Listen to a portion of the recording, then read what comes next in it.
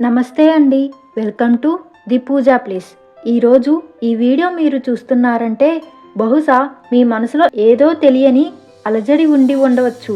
మీరు ప్రస్తుతం జీవితంలో క్లిష్టమైన పరిస్థితులను ఎదుర్కొంటున్నారా?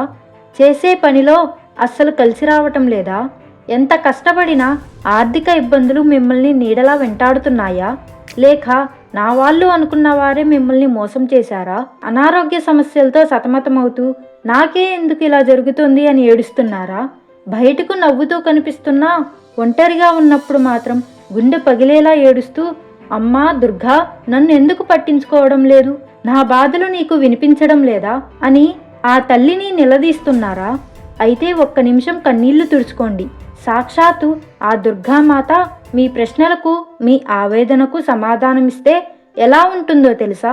మీ సమస్యలను చూసి ఆ తల్లి ఏమని స్పందిస్తుందో ఆమె మాటల్లోనే వినండి. ఈ సందేశం మీకోసమే. నా బిడ్డ, ఎందుకు భయపడుతున్నావు? నేను ఉన్నాను కదా. నీ మనసులో రగులుతున్న ఆవేదన, నీ కంటి నుండి జారుతున్న కన్నీరు అన్నీ నేను చూస్తూనే ఉన్నాను. నువ్వు అనుకుంటున్నావు నన్నెవరూ అర్థం చేసుకోవడం లేదు, నేను ఒంటరిదాన్ని అయిపోయాను అని. కాని తల్లి, ఈ ప్రపంచం మొత్తం నిన్ను వదిలేసినా, నీ నీడ కూడా నిన్ను విడిచిపెట్టినా, నిన్ను సృష్టించిన ఈ అమ్మ నిన్ను ఎప్పుడూ వదలదు. నీకు వచ్చిన కష్టాలను చూసి నా మీద కోపంతో నన్ను నిలదీశావు కదా. ఆ కోపం వెనుక ఉన్న నీ ప్రేమ, నీ నమ్మకం నాకు తెలుసు. బిడ్డ కష్టంలో ఉన్నప్పుడు అమ్మను పిలవకుండా ఎవరిని పిలుస్తుంది? కానీ బిడ్డ, నువ్వు ఒకటి గ్రహించాలి. ఇప్పుడు నువ్వు పడుతున్న ఈ బాధ నిన్ను నాశనం చేయడానికి వచ్చింది కాదు, నిన్ను నిర్మాణం చేయడానికి వచ్చింది. బంగారం ఆభరణంగా మారాలంటే అది అగ్నిలో కాలాల్సిందే. ఒక విత్తనం వృక్షంగా మారాలంటే అది మట్టిలో కూరుకుపోవాల్సిందే, చీకటిని భరించాల్సిందే. ఇప్పుడు నీ పరిస్థితి కూడా అంతే. నీకు వచ్చిన ఈ ఆర్థిక సమస్యలు, ఈ అనారోగ్యం, ఈ కుటుంబ గొడవలు ఇవన్నీ నిన్ను బలహీనపరచడానికి రాలేదు. నీలో దాగి ఉన్న అసలైన శక్తిని బయటకు తీయడానికి వచ్చాయి. నువ్వు సామాన్యురాలివి కాదు, నా అంశవి. చిన్న చిన్న గాలులకే ఆరిపోయే దీపానివి కాదు నువ్వు. తుఫాన్లో కూడా వెలిగే అఖండ జ్యోతివి. నిన్ను నువ్వు మర్చిపోయావు కాబట్టే ఈ కష్టాల ద్వారా నిన్ను మేల్కొల్పుతున్నాను. కళ్ళు తుడుచుకో. నువ్వు ఎవరిని పూజిస్తున్నావు?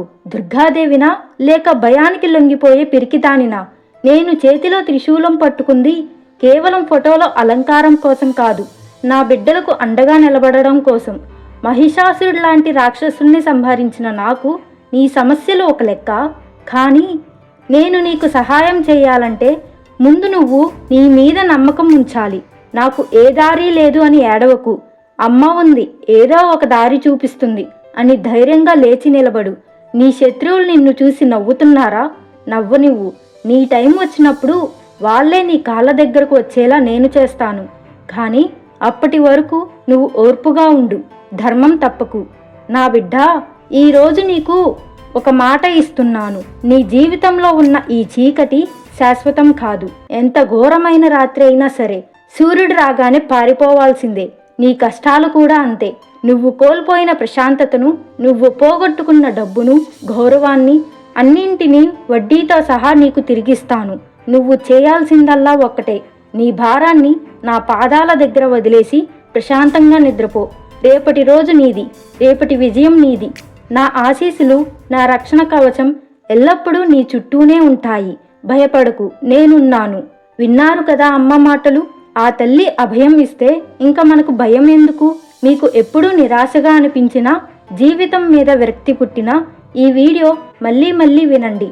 అమ్మ మీ పక్కనే ఉండి ధైర్యం చెప్తున్నట్లు ఉంటుంది. మీకు ఆ దుర్గామాత మీద నమ్మకం ఉంటే మీ సమస్యలన్నీ ఆ తల్లి పాదాల చెంత వదిలేసి కామెంట్ బాక్స్లో జై దుర్గామాత అని టైప్ చేయండి. ఆ తల్లి ఆశీస్సులు మీ అందరికీ తప్పక లభిస్తాయి. ధన్యవాదాలు.